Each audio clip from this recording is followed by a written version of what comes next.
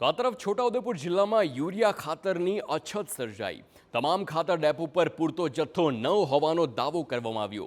ખેડૂતોની સવારથી ખાતર ડેપો પર લગાવે છે કતારો। 2 થેલી ખાતર મેળવવા ખેડૂતોને હાલાકી પડી રહી છે। ખાતરનો જથ્થો ઉપલબ્ધ કરવા સાંસદ અને ધારાસભ્યએ પત્ર લખ્યો છે। તો ખેડૂતોની હાલાકીનો કોઈ હલ નથી। માંડ માવઠાના મારથી બેઠા થવાની હિંમત ભેગી કરી છે અને ત્યાં હવે ખાતરની મુસીબત આવી છે।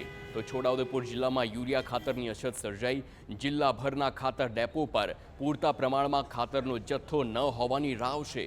વહેલી સવારથી જ ખેડૂતો 2 થેલી ખાતર માટે કતારો લગાવે છે। જો કે છતાં અનેકવાર ખાતર વગર જ પરત ફરવાનો વારો આવે છે। ખાતર ન મળતા ખેડૂતોએ વાવણી કરેલો પાક નષ્ટ થવાની આશંકા છે।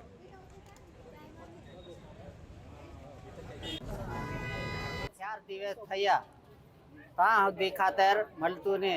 આજે સવારે વૈગાના આવી રહ્યા 5 વાગ્યાના ત્યાં સુધી આ લાઈનમાં પડ્યા છે।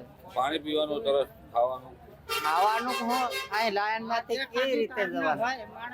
આજે ખાધલું ને તેરના જ આવી રહ્યા કહેવાય, પણ હાલ સુધીમાં પાણી પીવા જવાનું टाइम नहीं मिलता। हाँ चिल्लर वर्ती आए हो वानी लेन में उभरण वाली खादन पीदा वगर न दोली आ खातर लीधे उभो थी रह्यो होई। खातर नहीं मिलतुं तो करवा नाखવું तो पड़े ने। हाँ डोंगे नो पाक गयो, हाँ मक्की नो पाक तो लेवानो ने। हाँ तो પછી શું કરવા? એટલે લેવું તો પડે ને। ખાતર નાખ્યા આપણે કેટલા દાડાથી લગા ગઈ? અમે તો ખાનો ગટવાડી થી વળી। તો આ સ્થિતિને જોતા જિલ્લામાં યુરિયા ખાતરનો જથ્થો ઉપલબ્ધ કરાવવા સાંસદ અને ધારાસભ્યએ પત્ર લખ્યો।